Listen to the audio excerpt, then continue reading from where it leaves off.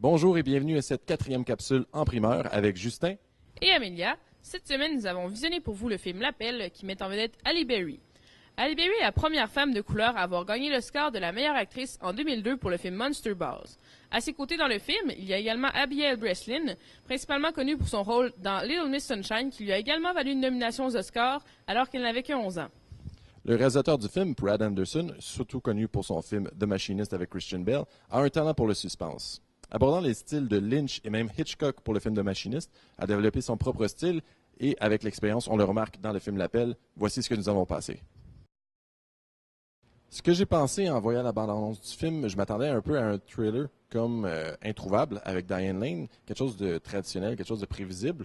Mais j'ai été très surpris, honnêtement, et malgré la recette familière, dans le fond, on voit souvent dans les films, traumatisme du personnage principal, victime ordinaire, méchant, anonyme, situation où on pense que la victime va peut-être pouvoir s'en sortir, mais on se dit, ben non, il reste 1 heure au film. Malgré tout ça qui est très familier à des films de suspense, tout est apporté différemment. Le réalisateur réussit à travers les plans, les prises de vue, de venir chercher l'angoisse chez le spectateur avec un montage qui ressemble même qui est familier à Tony Scott. Je parle de montage éclaté, d'images et couleurs éclatées. C'est très rafraîchissant pour les adeptes de suspense. Et à chaque fois qu'on pense qu'il va tomber dans le cliché, il réussit à nous surprendre en nous envoyant sur des fausses pistes volontairement. Et le jeu d'acteur de Halle Berry était très réussi. C'était un jeu très difficile à jouer étant donné qu'elle était impuissante face à l'action. C'était uniquement, dans le fond, en tant que spectatrice et on ressent très bien son impuissance. Je trouve que le film était très bon. Je vous invite à venir le voir et à nous faire votre propre critique.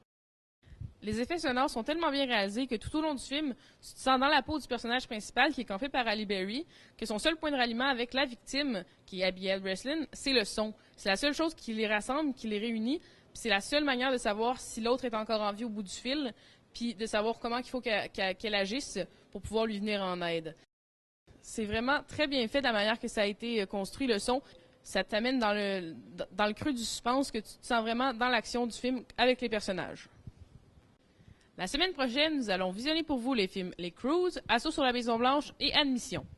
Pour le film Admission, il y aura un visionnement spécial jeudi prochain et nous aurons pour vous les commentaires de ceux qui l'ont visionné. Merci et à la semaine prochaine!